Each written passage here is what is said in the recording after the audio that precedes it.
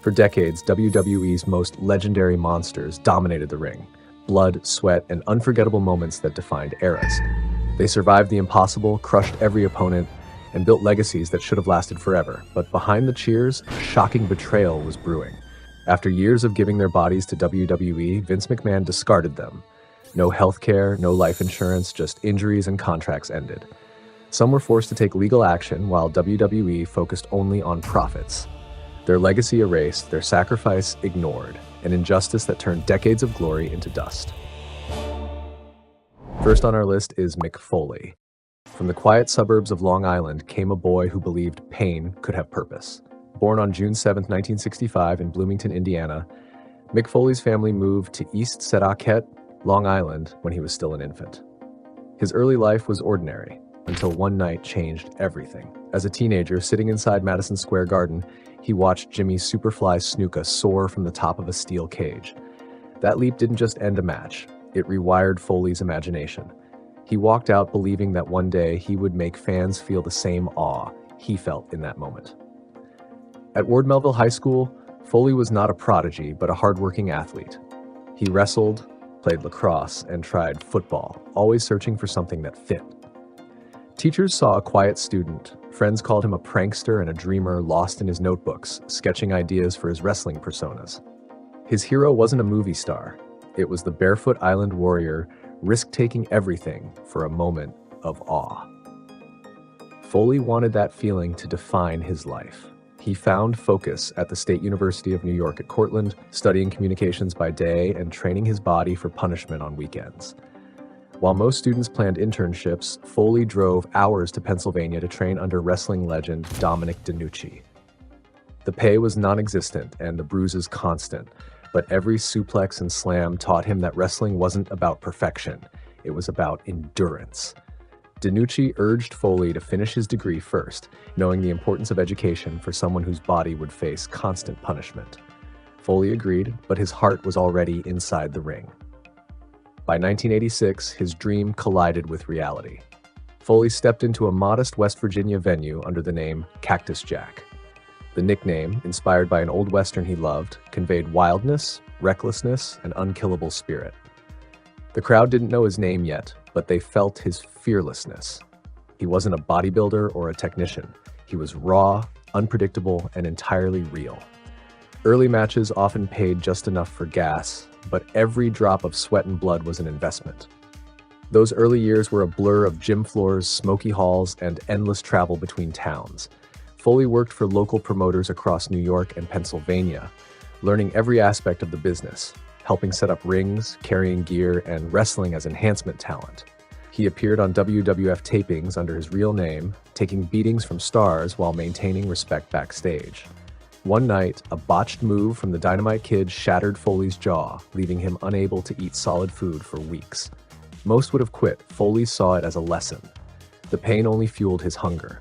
He refined Cactus Jack into a symbol of chaos, torn flannel shirts, wild hair, and a maniac's laugh. An image perfectly matched to his willingness to leap headfirst into danger. He found footing in Memphis with the Continental Wrestling Association, teaming with Gary Young in the stud stable. Together, they won regional tag titles and, more importantly, gained experience before passionate crowds who believed every punch. Foley's body became his calling card. Concrete beneath him was an invitation for impact, tables a path for flight. Audiences saw conviction, not stunts.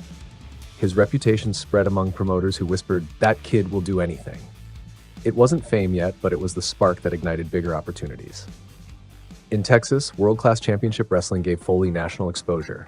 His character evolved into Cactus Jack Manson, a darker persona reflecting danger and insanity. He brawled backstage, cut wild promos, and embraced a violent realism few dared approach. His reckless bumps carried purpose and psychology, not just shock value. Foley chased emotion in every scream and every dive. In 1989, WCW signed Foley as Cactus Jack, introducing him in a televised tag match against the formidable Steiner brothers. He absorbed brutal punishment yet made his opponents look unstoppable. Bruises lasting weeks testified to his physical sacrifice, but his performance turned heads. Executives saw someone capable of making pain beautiful. WCW's television exposure brought Cactus Jack into millions of homes. He wasn't the flagship star, but fans noticed the wild-eyed, reckless warrior in a sea of polish. He wasn't acting tough, he was proving it every night with dangerous spots and daring stunts that often left him limping backstage. The crowd respected his authenticity. The early 1990s brought Foley's first taste of global wrestling culture with tours of All Japan Pro Wrestling. Japanese fans revered toughness and storytelling, calling Foley an American gladiator of pain. In Tokyo's smoky arenas, Foley found a guiding philosophy: the body could break, but the spirit never would. Back in the United States, Foley continued working smaller promotions between international tours, always on the edge of exhaustion and discovery. Each region added layers to his craft. Memphis taught charisma, Texas showed chaos, Japan instilled discipline. Cactus Jack was no longer just a name, it became an idea encapsulating endurance and unpredictability. By late 1991, Mick Foley had transformed from a college dreamer into one of the wrestling world's most fearless performers. He lacked wealth, fame, or guaranteed futures, but he had momentum. Scars told stories, and risks drew him closer to the stage he'd once dreamed of inside Madison Square Garden. He didn't know it yet, but the road ahead would demand everything he had left: health, sanity, identity. The boy, inspired by a flying leap, was ready to make his own. Soon, the world would witness Cactus Jack in full legend. Over the following months, Cactus Jack typically teamed with undercard wrestlers, often attacking his own partners after losing matches, followed by his infamous flying elbow drop off the ring apron to the floor. His biggest match in that first WCW stint came in February 1990 at Clash of the Champions X, Texas Shootout, where he faced Mil Mascaras and took a particularly brutal fall, landing hard on the concrete floor with his head and back absorbing the impact. Later in his first WCW run, Foley formed the heel stable Sullivan Slaughterhouse with Kevin Sullivan and Bam Bam Bigelow and began a notable feud with Norman the Lunatic. During this time, Foley suffered a car accident that resulted in the loss of his two front teeth, which added to his distinctive rugged look. Concerns about his reckless style caused WCW to phase him out, and Foley left the company in June 1990 after constructive criticism from Booker Ole Anderson. After a few months wrestling in smaller promotions and abroad, Foley returned to WCW in August 1991, again as Cactus Jack. This time he was more maniacal and outwardly unhinged, laughing hysterically and screaming his signature "bang bang" catchphrase. He feuded with stars like Van Hammer and Abdullah the Butcher, and in June 1992 faced Sting in a memorable, non-title Falls Count Anywhere match at WCW's Beach Blast. That match is widely regarded as one of Foley's best. He took an exceptionally dangerous bump, falling onto the unforgiving concrete floor. The crowd was silenced, and Foley later said this match defined him, even as it nearly ended his career. Following that, Foley unsuccessfully challenged Ron Simmons for the WCW World Heavyweight Championship. Over time, he transitioned from a brutal heel to a fan favorite, engaging in fierce feuds with Paul Orndorff, Harley Race, and Big Van Vader. One key match was a Falls Count Anywhere match against Orndorff at Super Brawl 3, which Foley won. Shortly thereafter, his violent run with Vader began. One of the most infamous moments in Foley's career happened on March 16, 1994, during a WCW European tour in Germany. Facing Vader, the ropes became entangled during a hanging spot, and as Foley struggled free, Vader unintentionally tore off part of Foley's left ear. Injured but undeterred, Foley insisted on finishing the match despite the severity of the wound. The gruesome injury shocked wrestlers, staff, and fans and became legendary, symbolizing Foley's reputation for being too dangerous to control. By this time, WCW management, uneasy with the risks Foley took and his overall style, began to distance themselves from him. His last WCW matches took place in 1994, after which he left under uncertain financial and career prospects. Foley's departure from the national limelight became a rebirth. He immersed himself in the independent wrestling circuit and Japan's hardcore wrestling scene, epitomized by his participation in the 1995 IWA King of the Deathmatch tournament in Yokohama, Japan. This brutal tournament involved barbed wire, glass, fire, and other deathmatch elements. The finals, against veteran Terry Funk, were a clash of madness and respect, two men pushing human endurance to its limits. Foley took horrific burns and deep cuts but refused to quit. When the referee finally raised his hand in victory, the Japanese crowd bowed to Foley, not just for the win, but for his unyielding willpower. This event cemented Foley's global cult status as a hardcore legend. That same year, Foley debuted in the reborn Eastern Championship Wrestling, ECW, later rebranded as Extreme Championship Wrestling, under the creative direction of Paul Heyman. ECW became a perfect platform where Foley's hardcore style meshed with storytelling that blurred the lines of reality and performance. He brought raw promos filled with philosophical musings, rage, and genuine pain. At ECW, Foley feuded with Sabu, battled the Sandman in violent encounters, and cut promos that expressed a complex blend of fury and heartbreak, giving hardcore wrestling deeper emotional texture. His time in ECW showcased Foley as both a wild brawler and a storytelling genius, using the microphone as effectively as any weapon. The fans loved and hated him, often simultaneously, as Foley became the personification of hardcore wrestling's soul. In early 1996, the World Wrestling Federation took notice. Vince McMahon sought wrestlers with edgy, reality-based personas to lead the company's new creative direction. Foley was brought in with an altered persona, Mankind. This deranged character, a monster philosopher hybrid who talked about pain as a companion, differed greatly from Cactus Jack, but drew from Foley's accumulated scars and experiences. On April 1st, 1996, Mick Foley debuted as Mankind on the WWF television. The character was hauntingly dark and unpredictable, often seen in backstage vignettes rocking in a dark room, mumbling about his own torment. This debut wasn't just another wrestling gimmick, but the emergence of a multifaceted performer who combined rough brawler, tortured soul, and dreamer, shaped by years of surviving the hardest environments in wrestling. Mick Foley was no longer chasing his dream, he was living its nightmare. By 1996, Mick Foley had become a living experiment in wrestling personas, each representing a distinct aspect of his complex psyche: pain, humor, and chaos. These three identities, the deranged Mankind, the lighthearted Dude Love, and the violent, unpredictable Cactus Jack, coexisted in one body, setting him apart from any other wrestler of the era. Audiences had witnessed Foley climb cages, absorb punishment, and laugh in the face of agony. Yet the coming years would truly test and define his career like never before. Foley's earliest days in WWF marked the rise of Mankind, a tortured, unpredictable figure who blurred the line between horror and humanity. In 1996, he faced Shawn Michaels at In Your House 10 Mind Games, a brutal, psychological war that redefined what a main event could be. There were no graceful moves or polished moments, just raw emotion, shattered tables, and two men pushing each other to the edge.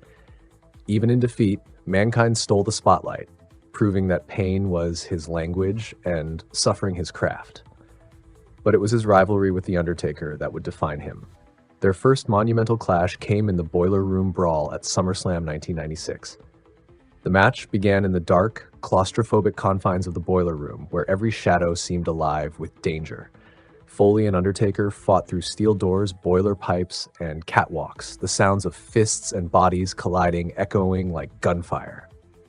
Foley tumbled through tables, slammed into pipes, and clawed his way up the ranks, never giving an inch.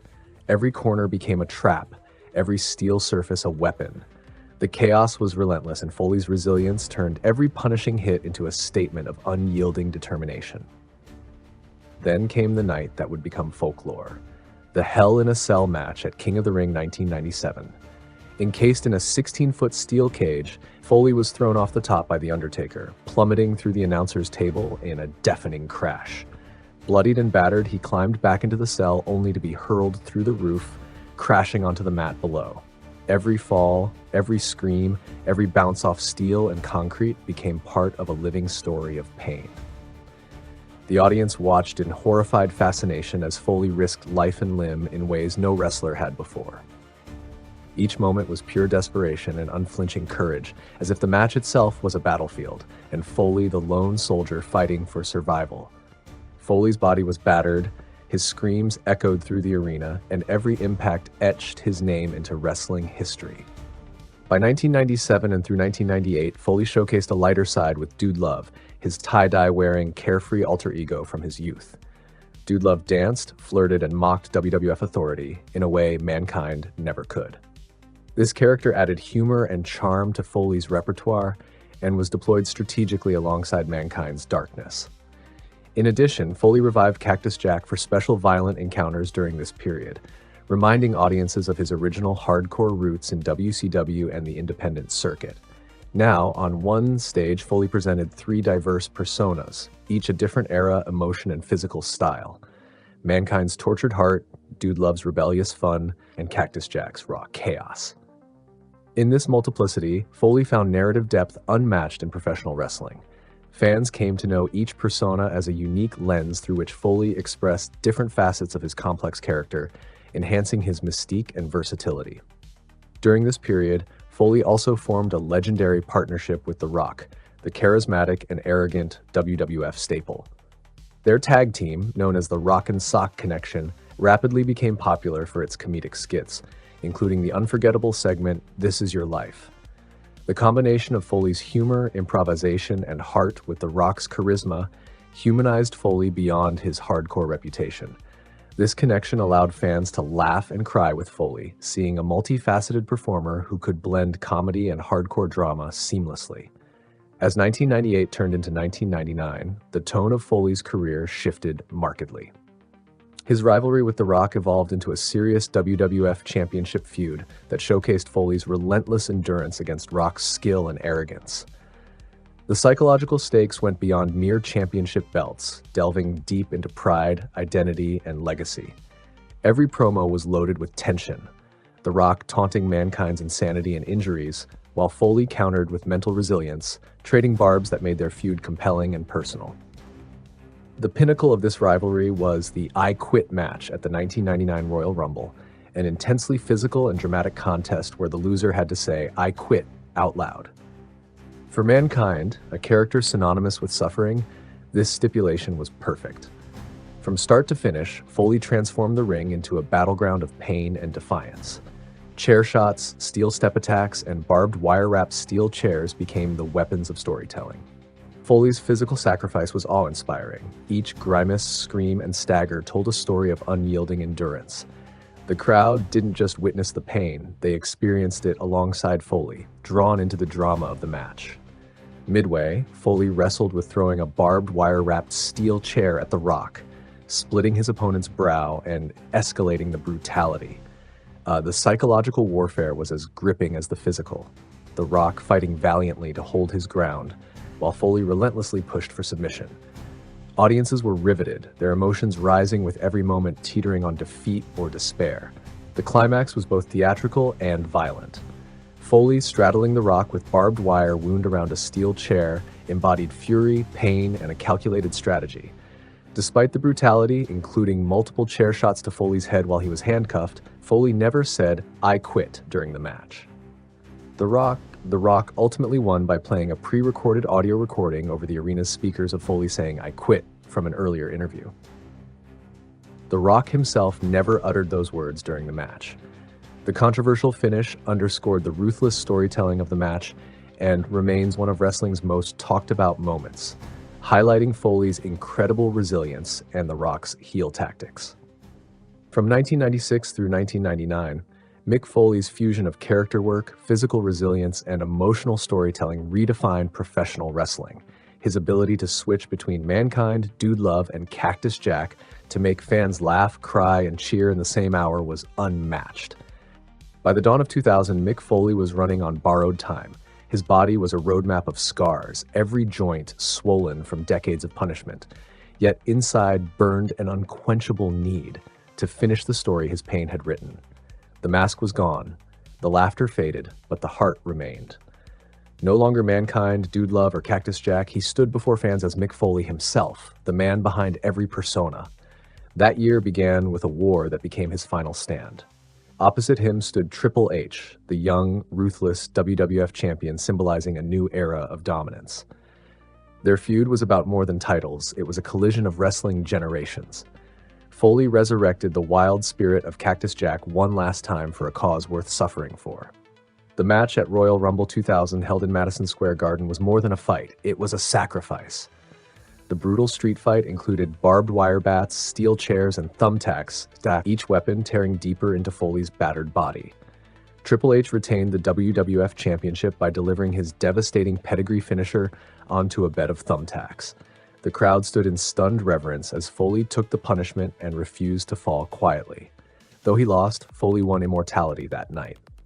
Weeks later, Foley faced Triple H again at No Way Out 2000 inside the punishing Hell in a Cell structure.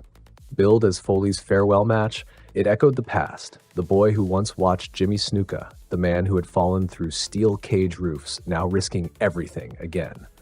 When Triple H slammed Foley through the cell and onto the mat below, it felt like the end of an era. The bell rang, the arena erupted with chants of "Thank you, Foley." For once, Mick Foley could no longer get up. And for once, maybe he didn't need to. His official retirement followed soon after. The locker room gathered silently, fans cried, and Foley walked away from active competition. Yet the wrestling world is never quiet, nor could Foley be. Months later, he answered the call for WrestleMania 2000's main event, a fatal four-way match representing his entire journey: pain, pride, and purpose under the bright lights. Though his role was limited, it was his final major bout as an active competitor. Retirement did not mean silence. In 1999, Foley had quietly begun writing his autobiography, Have a Nice Day, in longhand on yellow legal pads during road trips. Released shortly after retiring, the book became a cultural phenomenon, a New York Times bestseller, where fans discovered not a broken fighter but a storyteller with humor, humility, and blunt honesty. His writing stripped away the mask entirely. For the first time, the world saw Mick Foley as a master of reflection, not just a victim of pain. This literary success gave Foley a second life. He appeared on talk shows, signed thousands of books, and inspired fans who saw his story as proof that failure isn't final. But while the pages carried his words, the ring still carried his heart. Foley returned to WWE television as Commissioner Foley, a role trading weapons for wit. Replacing punches with speeches, blending comedy and conscience, he used his authority to champion underdogs, mirroring who he truly was. Fans adored this unexpected but perfect transformation. Behind the scenes, however, Foley's injuries became impossible to ignore. Years of brutal matches left him in near constant pain. Some days walking was a struggle, but Foley's humor never dimmed. He often joked he couldn't remember where he parked his car, but never forgot why he wrestled, to make people feel something real. In 2001, WWE temporarily removed Foley from television after creative disagreements, but his loyalty to the company remained strong. As WCW and ECW shuttered, Foley watched an industry shift, the territories he bled in fading into memory. But he chose not to mourn the past. He looked toward the future. By 2002, Foley made sporadic appearances, mentoring younger talent and delivering heartfelt promos that blurred the lines between character and man. His every word came weighted with the experience of surviving the impossible.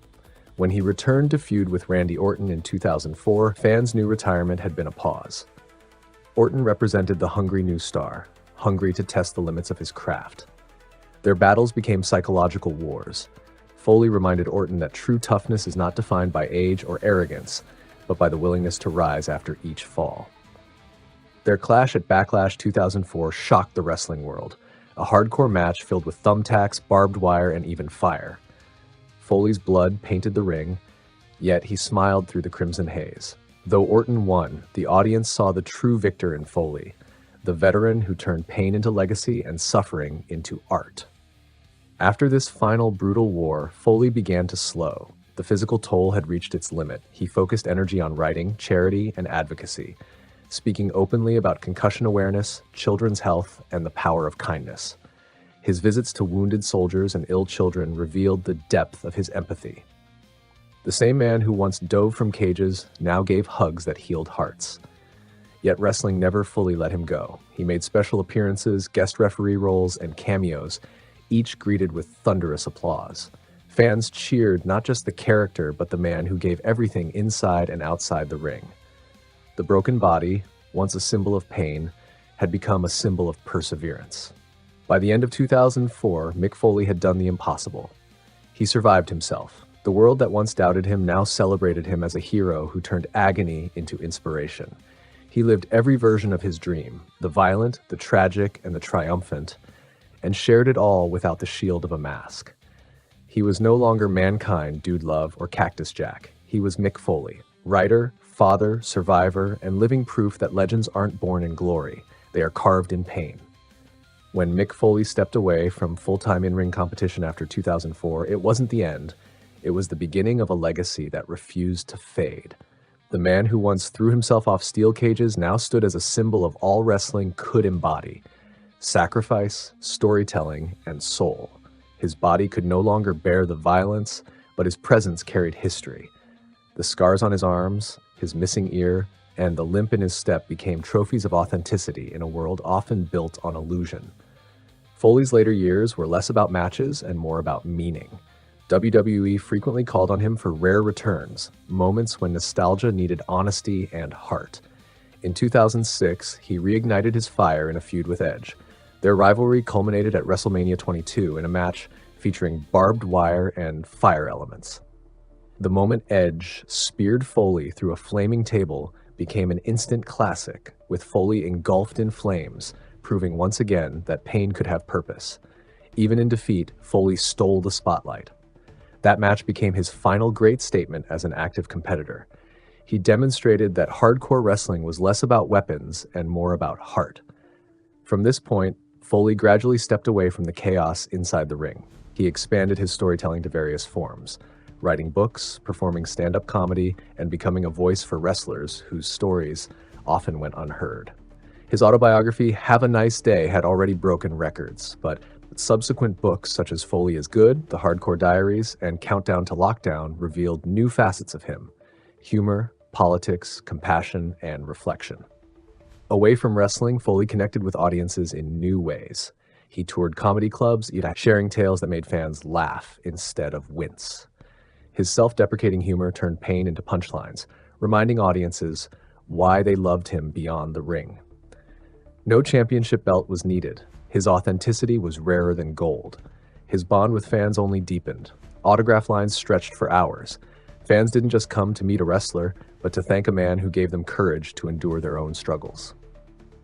Parents introduced their children to him as a legend, not of violence, but of kindness. Foley's legacy was built as much on who he was outside the ring as what he did inside it. In 2008, Foley briefly left WWE and joined Total Nonstop Action Wrestling, TNA. Though the environment differed, his message remained the same: find meaning in chaos. Foley won the TNA World Heavyweight Championship in 2009, showing that even as a veteran, he could still command crowds and respect. More than titles, he used his position to elevate younger stars, teaching them the importance of moments over victories. Eventually, Foley returned to WWE. Through the early 2010s, he made sporadic appearances, each met with fervent cheers. His induction into the WWE Hall of Fame in 2013 was less a ceremony and more a collective thank you. Legends past and present honored the man who risked everything for wrestling's art. His heartfelt yet humorous induction speech captured the essence of Foley: sincerity wrapped in storytelling. The standing ovation was not for Cactus Jack, Mankind, or Dude Love, but for Mick Foley, the man. Retirement did not mean silence. Foley used his platform to champion issues rarely discussed in wrestling: mental health, concussions, equality, and respect. He became a vocal advocate for women's wrestling, praising stars like Becky Lynch, Sasha Banks, and Bayley years before their main ascents, seeing in them the same hunger that once drove him. Outside wrestling, his compassion found new arenas. Foley became a devoted supporter of RAINN, Rape, Abuse, and Incest National Network, donating royalties from his books and shows to support survivors. He visited children's hospitals, wrote personal letters to fans in need, and used his fame for good in ways few others in wrestling did. Every gesture reflected the man beneath the mask, the heart that had driven him through every fall. In 2016, Foley returned once more to WWE television, this time as general manager of Monday Night Raw. Though his tenure was brief, it bridged him to a new generation of fans who knew him mostly via old clips.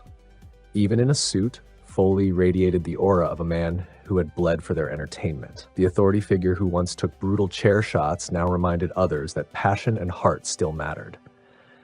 Foley's later appearances, though rare, were always impactful. He appeared at anniversary specials, documentaries, and tributes, each time exuding humility. Younger wrestlers revered him as both myth and mentor. Some admired his legendary matches, others admired his kindness. In an industry often marked by ego, Foley's humility remained his greatest strength. Beyond wrestling, Foley's influence spread into pop culture. He became a beloved figure on podcasts, reality shows, and holiday specials. His love for Christmas inspired his own series, Holy Foley, where viewers could see the family man behind the legend. The once bloodied warrior now donned Santa hats, proving that even the hardest fighters could have the softest hearts. By the 2020s, Foley's influence extended across generations. Younger fans discovered his exploits through streaming and documentaries, watching the same clips that once shocked wrestling crowds, the Hell in a Cell fall, barbed wire matches, and those iconic moments of sacrifice. But underlying every violent image was a timeless message: perseverance, humanity, and humor can coexist with pain.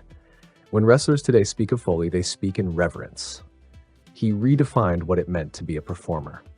He showed that emotion could be as powerful as athleticism, that storytelling could outlast any championship reign. His legacy lives on in every underdog who refuses to quit, in every heartfelt promo blending truth and pain, and in every fan who believes wrestling can be art. Mick Foley's legacy is not one of perfection, but one of heart. He proved that you don't need the best physique, the flashiest moves, or the biggest ego to be unforgettable. All you need is to care deeply enough to risk everything, and he did, every night, in every match, with every word. As the crowd continues chanting Foley, Foley, Foley, decades later, one truth resonates. The man who once flew off steel cages gave the world something greater than a match. He gave them belief. The belief that even broken bodies can hold unbreakable spirits. When the lights fade and the chants dissolve, one fact remains. Mick Foley did not just survive wrestling, he transformed it forever. Next on our list is Big Show. Paul Donald Wight Jr. entered the quiet town of Aiken, South Carolina on February 8, 1972, and from the very beginning he grew faster, larger, and stronger than anyone around him. While other children struggled to fill their shoes, he was outgrowing every desk, every bed, every piece of clothing his parents could find. By the age of 12, he stood over 6 feet tall and weighed more than 200 pounds. His size wasn't just extraordinary, it was alarming. Doctors soon gave it a name, acromegaly, a rare disorder caused by excess growth hormone. The diagnosis explained the height, the hands that could palm a basketball like it was a coin, the voice that sounded older than it should. But it didn't explain the confidence. Paul wasn't withdrawn or embarrassed by his size. He leaned into it. He had humor, charisma, and a way of turning heads not just because of how he looked, but because of how he carried himself. Teachers remembered him as larger than life in every way. The kind of kid who could make an entire class laugh one moment and dominate on the basketball court the next. Sports became his outlet. In high school, he was unstoppable. On the basketball team, he towered over everyone. On the football field, he was a wall of muscle and raw power. Scouts noticed. After graduation, he earned a spot at Wichita State University, where his size became both an advantage and a burden. Standing well over 7 feet tall, he drew constant attention. Fans filled arenas just to see him move, not because he was a star, but because they couldn't believe someone that massive could be that agile. But even as the college games went on, something inside him was restless. The structure of team sports never quite fit him. He wasn't just an athlete, he was a performer. He liked being in front of people, hearing the noise, feeling the reaction. When the basketball dream faded, he drifted into the real world, working whatever jobs he could find. He sold cars. He answered phones for a company that sold telephone systems. He worked as a bouncer at bars, where his presence alone kept order. Every night, strangers asked the same question: "Have you ever thought about wrestling?" The question stuck with him. He'd grown up watching the legends: Hulk Hogan, Andre the Giant, Ric Flair. He admired the spectacle, the energy, the drama of it all. And deep down, he saw himself in it. Not just as a big man, but as someone meant to entertain. That door opened by accident in 1994. Paul was working security at a celebrity charity basketball game in Chicago when he met Danny Bonaduce, the former child actor known for his wild personality. Bonaduce couldn't take his eyes off him, a 7-foot security guard who looked like he belonged in a comic book. The two got talking. Bonaduce, who knew people in the wrestling business, mentioned Paul to Hulk Hogan, then one of WCW's top stars. Hogan agreed to meet him. That meeting changed everything. Hogan saw in Paul what every promoter dreams of finding: size, power, and presence wrapped in charm. He wasn't just big, he was magnetic. Hogan recommended him to WCW executives, setting in motion a process that would soon turn the man from Aiken into a global spectacle. Before the lights and cameras, though, came the grind. Hogan connected him with Larry Sharp's Monster Factory, a brutal wrestling school in New Jersey that specialized in training men of power. There, Paul learned the language of wrestling: how to fall, how to hit, how to sell, and most importantly, how to perform. Every day left him bruised and sore, but he absorbed everything. Sharp saw a rare combination: a man built like a tank, but light on his feet. He could throw a drop kick, he could move faster than men half his size. When word spread through WCW that Hogan's new recruit was ready, the company moved fast. They wanted something that felt mythical. In 1995, they crafted a character that would echo wrestling's most sacred legacy: the Giant, the supposed son of Andre the Giant. It was risky. Andre was a legend, untouchable in wrestling history. But WCW wanted that connection, and Paul looked the part. 7 feet tall, broad shoulders, a face that mirrored Andre's quiet intensity. When he signed his first WCW contract in mid-1995, Paul Wight wasn't just joining a wrestling company, he was entering the heart of the Monday Night Wars. WCW, fueled by Ted Turner's millions and the creative force of Eric Bischoff, was going head-to-head with Vince McMahon's WWF. The company needed attractions, characters that could capture headlines, and Paul was perfect for it. His first few weeks inside the organization were overwhelming. Television lights, cameras, the noise of production, the presence of legends: Flair, Sting, Hogan, Nash, men whose names he'd grown up hearing. He was the rookie among giants, yet somehow he still looked like the biggest man in the room. WCW put him through promo rehearsals, character workshops, and endless meetings. The plan was clear. He would debut as the Giant, a monster who stepped out of myth and straight into the modern ring. Behind closed doors, there were doubts. Some veterans questioned his experience. Others worried he'd been pushed too fast. But every time he stepped into the ring, those doubts started to fade. He was raw, yes, but he had something that couldn't be taught: presence. He didn't have to say a word to make people look. The way he walked, the way the ring seemed to shrink under his feet, the way he could lift an opponent like a rag doll, it all spoke louder than any promo could. In training sessions, he studied constantly. He watched tapes of Andre. He mimicked his movements, his calm control, the way Andre's silence was its own kind of threat. But Paul also brought something new: speed, agility, emotion. He wasn't just a giant. He was a new kind of big man. By late 1995, WCW was ready to unleash him. The debut would come at Halloween Havoc, one of the company's biggest events of the year. The story was set. The Giant, the heir to Andre's legacy, would confront Hulk Hogan, the biggest name in professional wrestling. In just one night, a rookie who had never competed on television would challenge the most famous wrestler alive. He wasn't just tall. He looked otherworldly, like a myth come to life. Opposite him stood Hulk Hogan, the face of professional wrestling for over a decade. The story was clear: the supposed heir to Andre the Giant's legacy facing the man who once conquered the legend. It was spectacle against superstardom, a test of size, presence, and belief. The night began with chaos even before the bell rang. Earlier on the card, Hogan and the Giant faced off in a sumo monster truck match on the roof of Detroit's Cobo Hall. In a shocking stunt, the Giant appeared to fall from the roof, only to reappear later, seemingly unscathed, for the main event. Smoke filled the arena as he entered for the title match, adding to the surreal atmosphere. Hogan played the defiant hero, the Giant, the silent storm. For someone wrestling his first televised match, Paul Wight moved with surprising confidence. Each strike landed with weight, every movement deliberate. When Hogan tried to overpower him, the Giant tossed him across the ring to gasps from the crowd, a true display of power. The ending was pure WCW drama. Amid interference from Jimmy Hart, the Dungeon of Doom, and referee confusion, the Giant defeated Hogan by disqualification. Because of a hidden clause in Hogan's contract, added by Hart, the title could change hands on a disqualification. As a result, the Giant was briefly declared WCW World Heavyweight Champion in his debut match.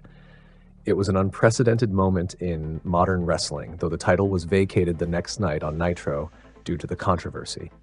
WCW had found its monster. For months afterward, the Giant was booked as an unstoppable force. He feuded with top stars like Randy Savage, Sting, Ric Flair, and Lex Luger, and his devastating chokeslam became one of wrestling's most feared finishing moves. Despite his size, he showcased rare agility, even performing drop kicks and surprising leaps that defied expectations for a 7-footer. Behind the scenes, Paul was still learning. His rise was meteoric, but he was expected to perform like a seasoned veteran. Matches came quickly and storylines shifted weekly. At times he was a villain, other times a reluctant hero. WCW's creative team often changed direction, but one thing remained consistent. Whenever the Giant appeared, the crowd reacted. His sheer presence made everything feel larger than life. In 1996, WCW changed forever. When Hulk Hogan turned heel at Bash at the Beach, forming the New World Order, NWO, with Scott Hall and Kevin Nash, professional wrestling entered a new era. Initially, the Giant opposed the NWO, standing as WCW's enforcer against the outsiders. But by late 1996, he shockingly joined the faction, aligning with Hogan and embracing his role as one of their most intimidating members. The sight of a 7-foot monster in black and white made the group feel truly unstoppable. Within the NWO, the Giant became both muscle and message. When he entered the ring, destruction followed. His matches with Lex Luger and Sting were highlights of the era, not just for power displays, but for his ability to shift from monstrous villain to sympathetic figure in moments.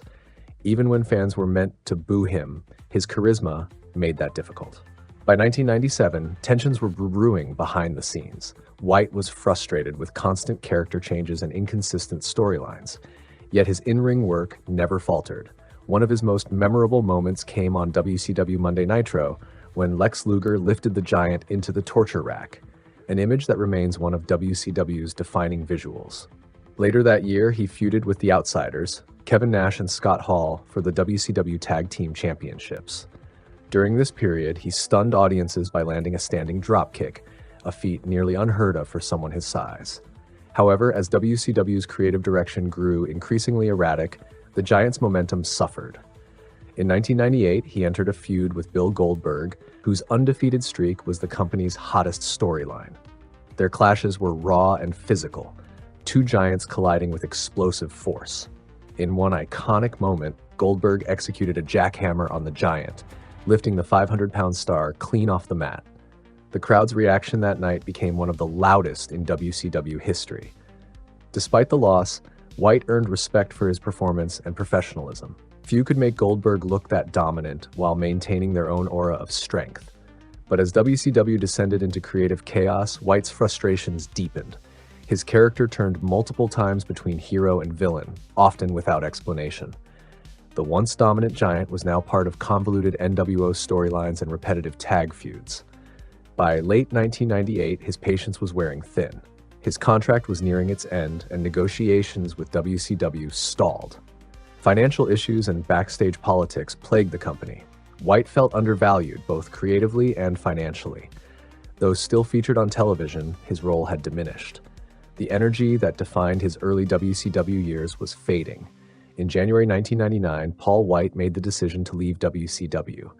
He had become a star, but the company no longer offered the direction or stability he needed. The World Wrestling Federation, WWF, the organization he had admired growing up, offered a new beginning. Vince McMahon envisioned him not as the Giant, but as something greater. And so, in February 1999, without a farewell storyline or final send-off, Paul Wight quietly departed WCW. The ring that had once crowned him champion was behind him.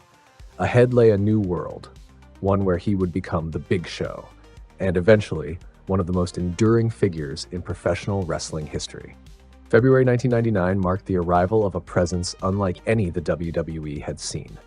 Paul Wight, towering over 7 feet, made his debut at St. Valentine's Day Massacre by emerging from beneath the ring to assist Vince McMahon against Stone Cold Steve Austin. Smoke rose as the crowd recoiled, and before anyone could react, Big Show delivered a thunderous chokeslam to Austin, establishing him immediately as an unstoppable force. Aligning with Mr. McMahon, he became the corporate enforcer, a living embodiment of the company's power, and his path to dominance began with dramatic impact and theatrical precision. Big Show's first major pay-per-view singles match came at Backlash 1999, where he faced Mankind in a brutal boiler room brawl. The setting was raw and unforgiving. Concrete floors, dim lighting, and scattered debris echoing the violence of the Attitude Era. Every stride, every strike, every slam felt deliberate. Big Show's immense frame dominated the narrow space, yet Foley's resilience refused to bend. Pipes clanged, walls shook, and the air filled with the sound of metal meeting flesh. The match wasn't just physical. It symbolized a war between corporate power and defiant rebellion. When Big Show unleashed a thunderous chokeslam onto the cold floor, it was less a victory and more a statement. The giant had arrived, and he demanded respect.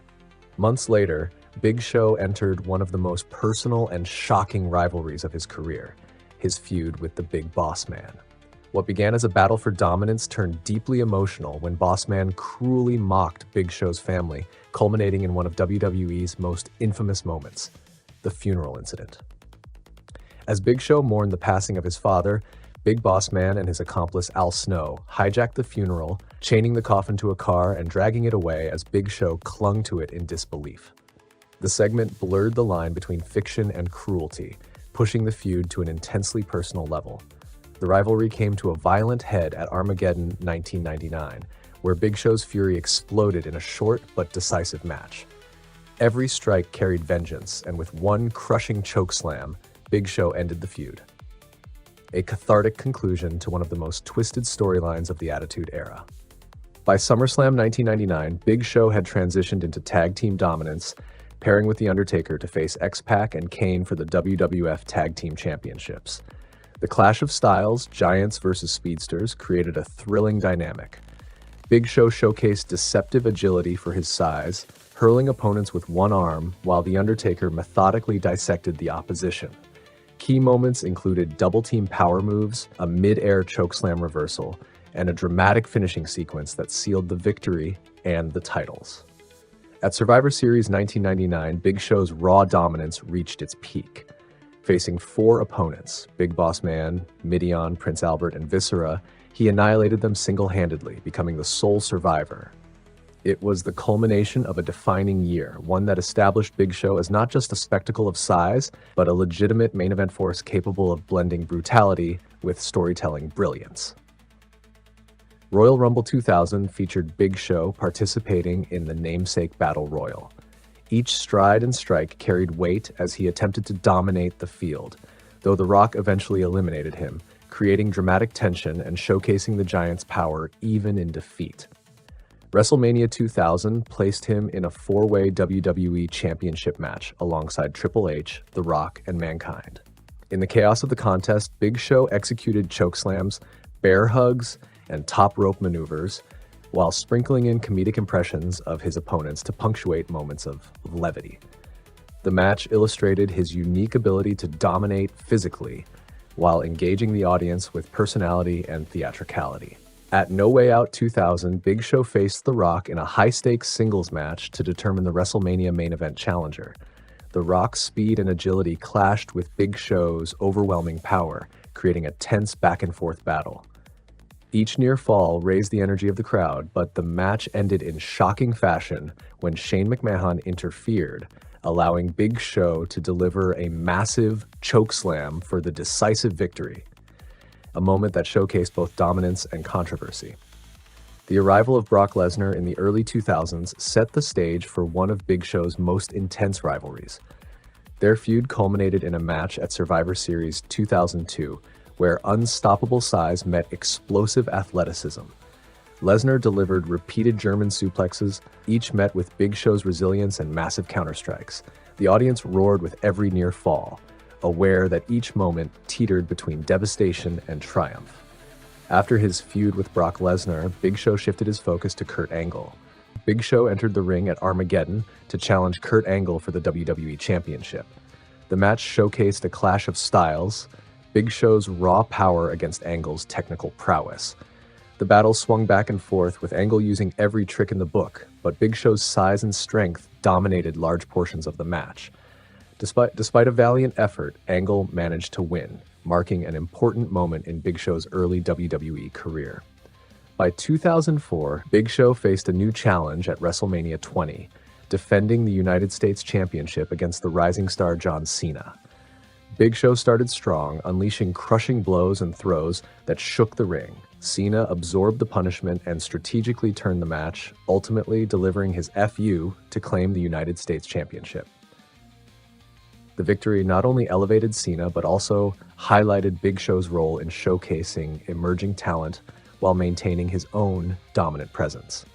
In 2005, Big Show stepped into a high-stakes match at No Way Out, facing John Bradshaw Layfield, JBL, in a barbed wire steel cage contest for the WWE Championship.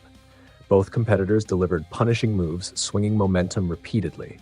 Though JBL retained the title, Big Show demonstrated his resilience and ability to make any match feel monumental. At Taboo Tuesday 2005, Kane and Big Show faced Lance Cade and Trevor Murdoch for the World Tag Team Championship. Big Show dominated with powerful strikes, while Kane used high-impact teamwork. The duo executed a double-team chokeslam, overwhelming Cade and Murdoch, securing their first WWE Tag Team titles in a decisive, thrilling victory. After winning their first World Tag Team Championship at Taboo Tuesday 2005, Kane and Big Show entered Armageddon 2005 with unstoppable momentum, facing Rey Mysterio and Batista in a high-stakes tag team clash.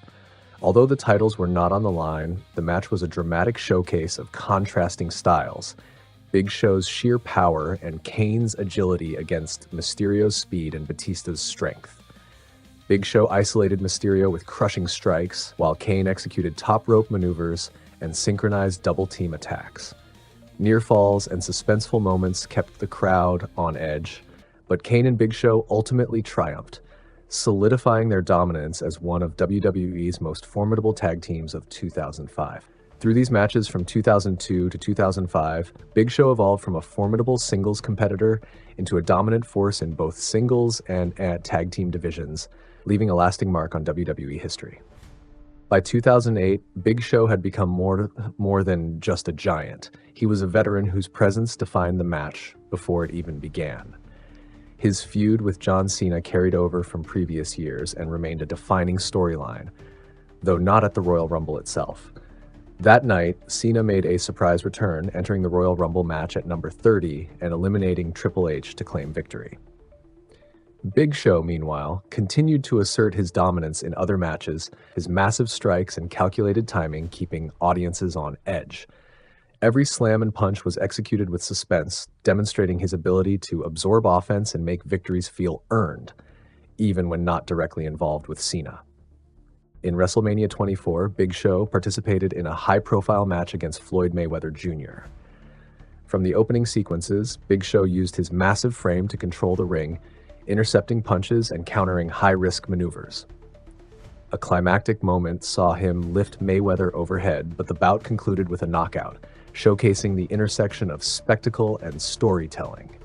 The crowd erupted at the dramatic tension, illustrating Big Show's ability to serve as both anchor and spectacle, even when the match outcome was against him. The bell rang at WWE Vengeance 2011 as Mark Henry and the Big Show faced off for the World Heavyweight Championship, and from the outset, it was a collision of titans. Henry, the reigning champion, immediately asserted his dominance with crushing strikes, his power evident as he cornered Big Show and delivered a series of punishing blows. Big Show absorbed the punishment, using his size and reach to counter, landing a massive punch that staggered Henry. Both men traded heavy chops and forearms, their sheer size shaking the ring with each impact. Henry hoisted Big Show for a massive bear hug, attempting to sap the giant's strength, but Big Show wriggled free and responded with a devastating chokeslam. The momentum swung back and forth as Henry delivered his signature world's strongest slam, only for Big Show to kick out, leaving the crowd in awe. At the apex of the contest, both men climbed the turnbuckles, aiming for high-impact top rope moves, but the sheer combined force caused the ring to collapse beneath them. The arena erupted as medical personnel rushed in, and the match was declared a no contest. Henry retained the title, but the rivalry was far from over, setting the stage for further confrontations. 2 years later, the ongoing feud with Randy Orton escalated in 2013. On May 19th at Extreme Rules, Orton and Big Show collided in a brutal encounter that highlighted Orton's cunning and Big Show's power. Orton targeted Big Show's legs, trying to neutralize the Giant's mobility, while Big Show countered with crushing blows and a thunderous knockout punch.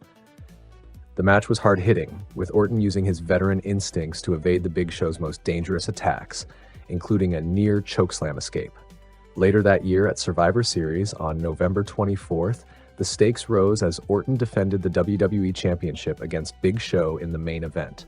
Big Show dominated early, absorbing Orton's calculated strikes and responding with massive haymakers and a delayed chokeslam that nearly ended the contest. Orton survived, using his signature RKO out of nowhere to almost steal the victory. The crowd was on the edge of their seats as Big Show continued to assert his dominance, but Orton's resilience kept the match unpredictable until the closing moments, cementing their 2013 rivalry as one of the most physically intense in recent WWE history. At WrestleMania 29 on April 7, 2013, The Shield, Dean Ambrose, Seth Rollins, and Roman Reigns faced Randy Orton, Sheamus, and The Big Show in a six-man tag team match. The Shield secured a victory when Ambrose pinned Orton after a spear by Reigns. WWE later that year, on November 4, 2013, during an episode of WWE Raw, The Big Show was rehired and immediately placed in a 4-on-1 handicap match against WWE Champion Randy Orton and The Shield. Despite being outnumbered, Big Show fought back valiantly, even delivering a double suplex to Rollins and Ambrose. However, the match ended in a disqualification when Kane, now in a suit and tie, handed chairs to Orton and The Shield. They used the chairs to assault Big Show, culminating in a triple powerbomb through the commentary table. WWE. These encounters highlighted Big Show's resilience and the growing dominance of The Shield during that period. At WrestleMania 31 on March 29, 2015, Big Show entered the Andre the Giant Memorial Battle Royal, determined to dominate. From the opening bell, he used his overwhelming size to control the ring, tossing mid-card competitors over the top rope with ease, and clearing paths to assert his presence. His strategy was methodical, targeting key opponents while minimizing his exposure to group attacks. He absorbed occasional strikes from faster competitors, shrugging off attempts to eliminate him. The match's climax saw Damien Mizdow, surprisingly resilient, square off against Big Show after most other competitors had been eliminated.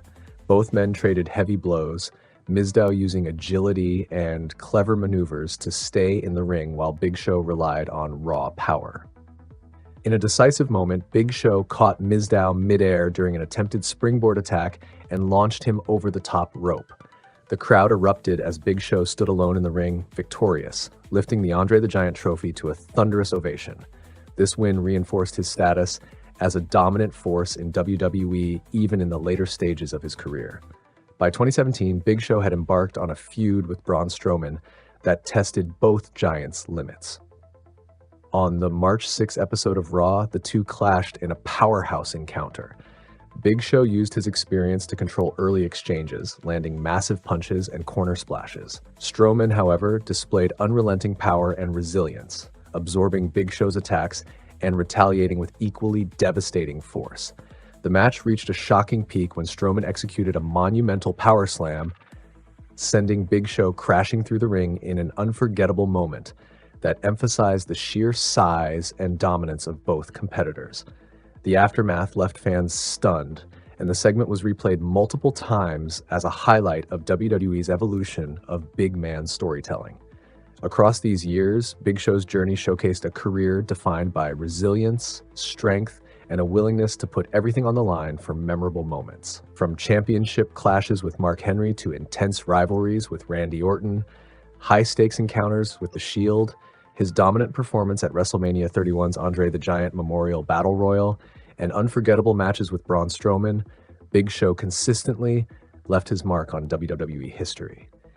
Every match demonstrated his ability to combine raw power with storytelling, elevating opponents while delivering performances fans would never forget. Ultimately, after decades of commanding the ring and entertaining millions, Big Show brought his in-ring career to a close. His journey spanned years of legendary battles, unforgettable moments, and championship triumphs, and he retired from WWE, leaving behind a legacy as one of the most iconic and physically dominant superstars in the history of professional wrestling. It's ready to use exactly as is. After departing WWE in 2021, Paul Wight embarked on a new chapter in professional wrestling by joining All Elite Wrestling, AEW. He made his AEW debut on the March 3rd, 2021 episode of Dynamite, where he signed a contract and announced himself as a commentator for AEW's new show, AEW Dark Elevation. Wight's in-ring debut occurred later that year at AEW All Out on September 5th, 2021, where he faced QT Marshall in a match that received mixed reactions from fans and analysts. While the match was not a high-profile bout, it showcased Wight's enduring presence and ability to engage the audience. Wight participated in key matches that highlighted his strategic wrestling intelligence. He faced opponents like Peter Avalon and Brian Cage, demonstrating his versatility and ability to adapt to different wrestling styles. These matches emphasized his experience and timing, reinforcing his status as a formidable competitor. While AEW offered a fresh arena for Wight's talents, it was his legacy outside the ring that reinforced the breadth of his career. Over the years, he had cultivated a unique presence in television and film, bringing his wrestling persona into mainstream entertainment. Wight appeared in movies such as Jingle All the Way, where his towering stature and comedic timing created memorable sequences alongside Arnold Schwarzenegger. In The Waterboy, he delivered physical comedy and exaggerated reactions that showcased his ability to blend humor with his imposing size. Knucklehead offered similar opportunities, allowing him to explore comedic acting while still capitalizing on his larger-than-life persona. These roles demonstrated that his appeal extended far beyond wrestling, highlighting his versatility as an entertainer and his understanding of timing, performance, and audience engagement. Television became another significant outlet for Wight. The Big Show on Netflix gave fans a rare glimpse into his personality outside of professional wrestling. The show combined family dynamics, humor, and wrestling references, allowing Wight to explore comedic storytelling while retaining elements of his in-ring identity. Through this series, he balanced exaggerated comedy with genuine warmth, showing audiences that the performer behind the giant was also relatable, charismatic, and capable of nuanced acting. These ventures allowed him to bridge the worlds of wrestling and mainstream entertainment, broadening his influence and showcasing his adaptability. Despite his numerous achievements, Wight's career was not without struggle. The physical toll of decades in the ring manifested in multiple knee, hip, and back surgeries, requiring careful management in every match. Maintaining weight and overall health was an ongoing challenge, particularly given his enormous size and the demands of high-impact performance. Yet, even with these hurdles, Wight continued to perform at a high level, demonstrating resilience and dedication that underscored his legendary status. His personal life remained a source of stability throughout the intense pressures of professional wrestling. While Wight had achieved nearly every possible accolade, multiple championships across WWE, Grand Slam victories, and decades of memorable matches, the one honor that remained elusive was induction into the WWE Hall of Fame. Fans and analysts frequently debated his absence, citing his longevity, influence, and contributions to the industry as undeniable reasons for recognition. Yet, even without formal induction, his legacy is firmly established through the countless matches, storylines, and moments that have defined modern professional wrestling. Looking back, Wight's career spans the full spectrum of professional entertainment, from his debut in WWE through decades of marquee pay-per-view matches, championship reigns, and intense rivalries, to his reinvention in AEW and ventures in film and television. He has continually demonstrated versatility, resilience, and showmanship.